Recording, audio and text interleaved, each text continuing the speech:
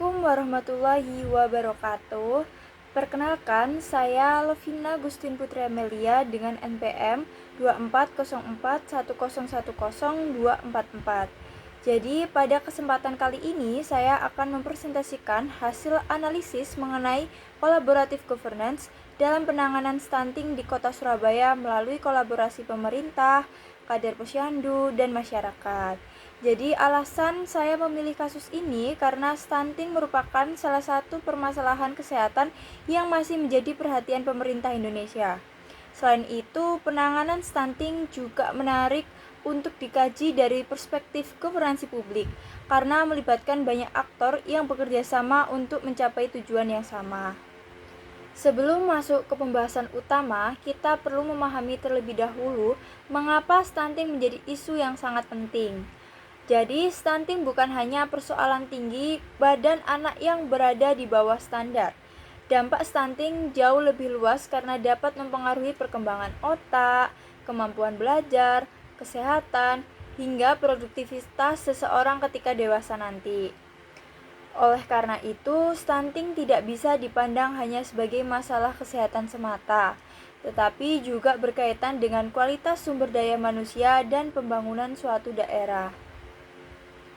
Dalam konteks Kota Surabaya, pemerintah telah menjalankan berbagai program untuk menurunkan angka stunting dengan melibatkan tenaga kesehatan, kader posyandu, dan masyarakat.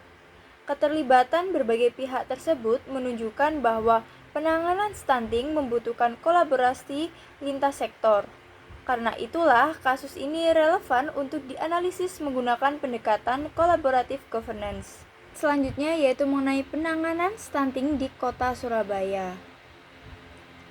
Jadi, Kota Surabaya menjadikan percepatan penurunan stunting sebagai salah satu program prioritas daerah. Sebagai bentuk komitmen pemerintah, diterbitkan Peraturan Wali Kota Surabaya Nomor 79 Tahun 2022 yang menjadi dasar pelaksanaan program percepatan penurunan stunting. Melalui kebijakan tersebut, dibentuk Tim Percepatan Penurunan Stunting atau TPPS yang berfungsi mengoordinasikan berbagai pihak yang terlibat dalam program.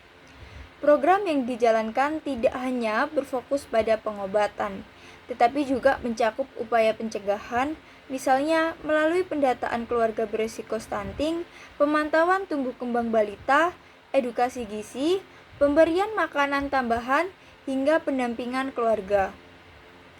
Hal ini menunjukkan bahwa pemerintah menyadari bahwa stunting merupakan persoalan yang kompleks sehingga membutuhkan pendekatan yang menyeluruh.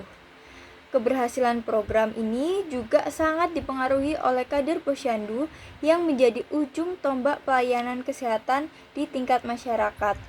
Mereka menjadi penghubung antara pemerintah dan keluarga sasaran sehingga memiliki peran yang sangat penting.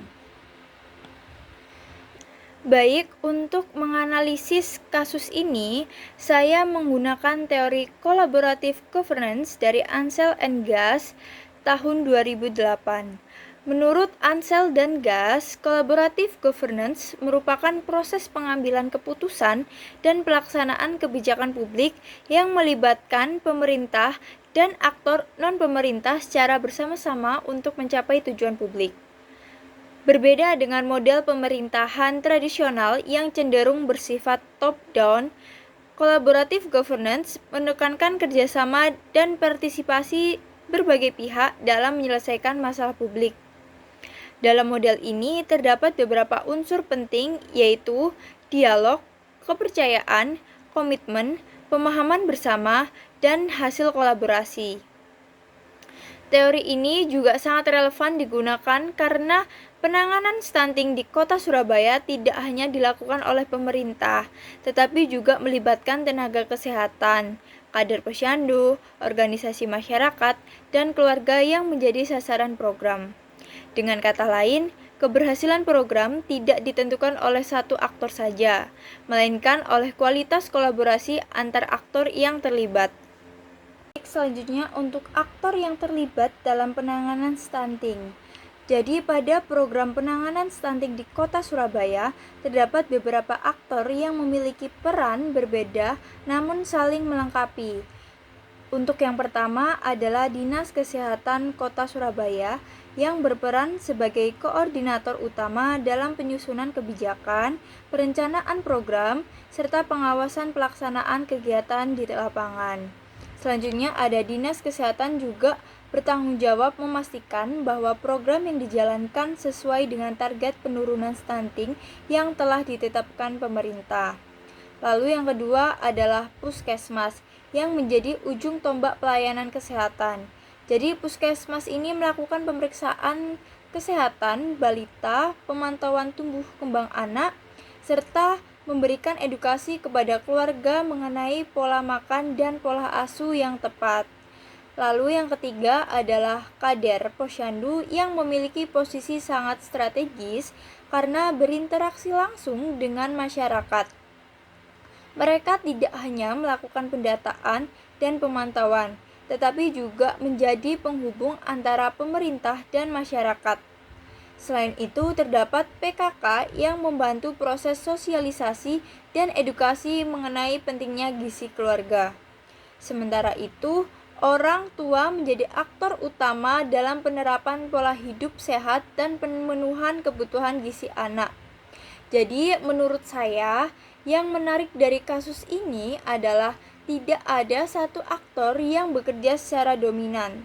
Setiap pihak memiliki fungsi yang berbeda sehingga menghasilkan program sangat bergantung pada kemampuan mereka untuk bekerja sama. Hal inilah yang menjadi karakteristik utama collaborative governance.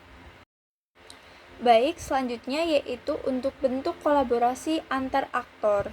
Jadi, kolaborasi dalam penanganan stunting di Surabaya tidak hanya terjadi pada tahap pelaksanaan, tetapi juga tahap perencanaan program. Pemerintah menyediakan regulasi, anggaran, dan arah kebijakan. Selanjutnya, tenaga kesehatan menerjemahkan kebijakan tersebut ke dalam pelayanan kesehatan yang dapat diterima oleh masyarakat. Lalu, Kader Posyandu kemudian berperan sebagai penghubung yang memastikan informasi dari pemerintah dapat diterima masyarakat dengan baik. Mereka juga menyampaikan berbagai permasalahan yang ditemukan di lapangan kepada pemerintah dan tenaga kesehatan. Sementara itu, masyarakat tidak hanya menjadi penerima manfaat, tetapi juga berpartisipasi secara aktif dalam kegiatan posyandu, pemeriksaan kesehatan rutin, dan penerapan pola hidup sehat. Jadi, jika dilihat dari perspektif governansi publik, pola hubungan seperti ini menunjukkan adanya pergeseran dari konsep government menuju governance. Artinya, penyelesaian masalah publik tidak lagi hanya bergantung pada pemerintah, melainkan melibatkan berbagai aktor yang saling berkolaborasi. Jadi menurut saya inilah alasan mengapa pendekatan collaborative governance menjadi relevan dalam kasus penanganan stunting. Jadi pada slide ini saya akan menganalisis kasus penanganan stunting di Kota Surabaya menggunakan teori collaborative governance dari Ansel dan Gas. Jadi pertama adalah face-to-face dialog atau dialog tatap muka. Dalam program penanganan stunting, pemerintah daerah, tenaga kesehatan, dan kader posyandu melakukan koordinasi secara rutin untuk membahas kondisi di lapangan, perkembangan program, serta kendala yang dihadapi. Dialog ini penting karena memungkinkan setiap aktor menyampaikan informasi dan mencari solusi secara bersama-sama.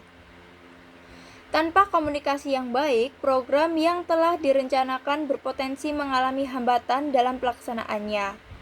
Kedua adalah trust building atau pembangunan kepercayaan. Dalam kasus ini, kepercayaan masyarakat menjadi faktor yang sangat penting karena keberhasilan program sangat bergantung pada kesediaan keluarga untuk mengikuti arahan yang diberikan. Kader posyandu memiliki peran strategis dalam membangun kepercayaan tersebut karena mereka merupakan pihak yang paling dekat dengan masyarakat. Ketika masyarakat percaya kepada kader dan tenaga kesehatan, maka informasi mengenai gizi, kesehatan, dan pencegahan stunting akan lebih mudah diterima. Selanjutnya, yang ketiga adalah komitmen to proses. Penanganan stunting bukan program yang dapat menghasilkan perubahan dalam waktu singkat. Oleh karena itu, diperlukan komitmen jangka panjang dari seluruh aktor yang terlibat. Pemerintah harus konsisten dalam menyediakan dukungan, kebijakan, dan anggaran. Sementara tenaga kesehatan, kader, posyandu, dan masyarakat perlu terus berpartisipasi dalam pelaksanaan program. Lalu, yang keempat adalah shared understanding atau pemahaman bersama. Semua aktor memiliki tujuan yang sama, yaitu menurunkan angka stunting dan meningkatkan kualitas kesehatan anak. Kesamaan tujuan ini menjadi fondasi penting dalam menjaga keberlanjutan kolaborasi, karena setiap pihak memahami bahwa keberhasilan program merupakan tanggung jawab bersama.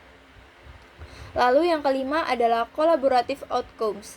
Hasil kolaborasi dapat dilihat dari meningkatnya kesadaran masyarakat mengenai pentingnya gizi anak.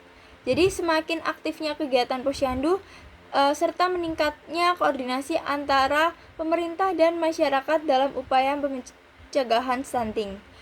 Jadi berdasarkan kelima indikator tersebut, saya menilai bahwa penanganan stunting di Kota Surabaya telah menunjukkan praktik kolaboratif governance yang cukup baik karena seluruh unsur utama dalam teori Ansel dan Gas dapat ditemukan dalam pelaksanaan program tersebut. Selanjutnya mengenai keberhasilan program. Jadi penerapan kolaboratif governance dalam penanganan stunting di Kota Surabaya menghasilkan beberapa capaian yang cukup signifikan. Pertama, kolaborasi antar aktor membantu memperluas jangkauan pelayanan kesehatan. Pemerintah tidak perlu bekerja sendiri karena dibantu oleh tenaga kesehatan, kader posyandu, dan masyarakat yang berada lebih dekat dengan kelompok sasaran. Dengan demikian, informasi dan layanan kesehatan dapat menjangkau lebih banyak keluarga. Lalu yang kedua, yaitu fungsi posyandu menjadi semakin kuat. Posyandu tidak hanya berperan sebagai tempat penimbangan balita, tetapi juga menjadi sarana edukasi kesehatan, konsultasi gizi, dan pemantauan tumbuh kembang anak. Hal ini menunjukkan bahwa keberadaan posyandu memiliki kontribusi yang besar dalam mendukung keberhasilan program. Yang ketiga, yaitu meningkatkan kesadaran masyarakat mengenai pentingnya pencegahan stunting. Melalui berbagai kegiatan penyuluhan dan pendampingan, masyarakat menjadi lebih memahami pentingnya pemenuhan gizi sejak masa kehamilan hingga masa pertumbuhan anak. Yang keempat adalah kolaborasi yang baik membantu pemerintah dalam mengidentifikasi keluarga yang berisiko mengalami stunting.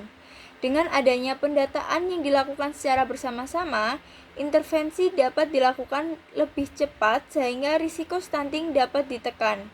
Namun, menurut saya, keberhasilan terbesar dari program ini bukan hanya pada hasil yang dicapai, melainkan pada terbentuknya pola kerjasama yang memungkinkan berbagai aktor bekerja sama secara integrasi dalam menyelesaikan masalah publik.